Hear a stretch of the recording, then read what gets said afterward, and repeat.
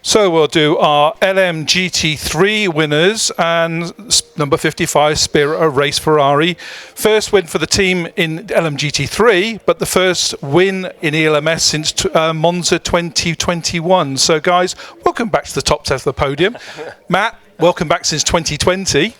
So Duncan, great day for the team. Hard race though. Yeah, it really was.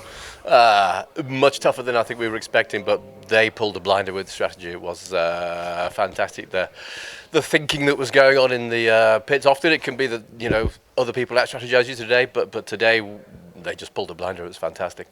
The start, you were in second place. You got ahead of Sarah for a little while. Cheeky little round the outside there because they all had to stop. But I mean, I think the next lap, and I had a really good exit out of turn 6 as well because that's been our forte. We've got good pace coming out of the last quarter onto the straight, but she just blew past me on halfway down the straight. That was it. Nothing I could do.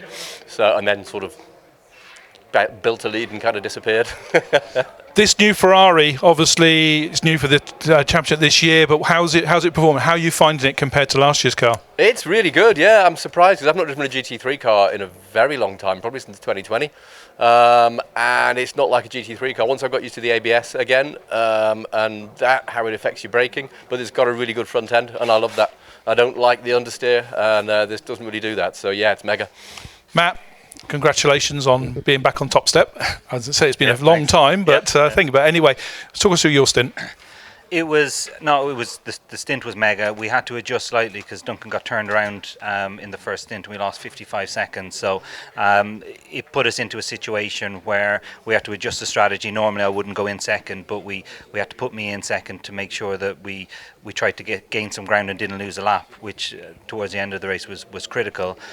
So honestly, we've had a super fast car all weekend, Jeff. Our car set the fastest overall lap time in practice and the fastest lap that a GT LM car has done this weekend. Duncan absolutely nailed qualifying.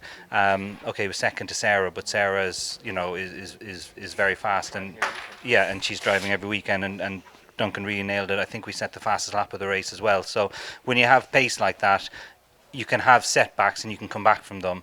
On top of that, the strategy from the team was epic. The pit stops were really fast. We chose to not change tyres for Dave on the last stint, and that was 100% the right thing to do. It just put a lot of weight on his shoulders because he had an Italian guy, Andrea Caldarelli. I don't know if you've heard of him. He's done a bit.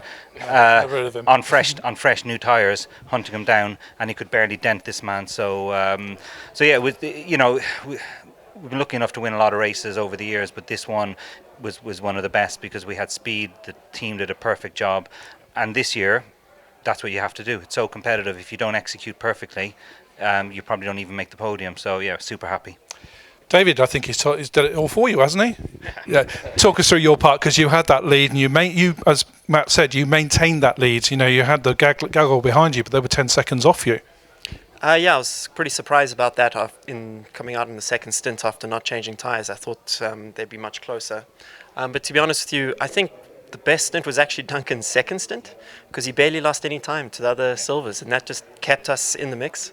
When I got in the car, I tried to hunt down the guys in front, but at the end of the day, staying on the same tyre helped us a lot, and the car just really managed well with a used tyre, so we could keep enough pace to keep Andrea and the crew behind us. I'm super happy.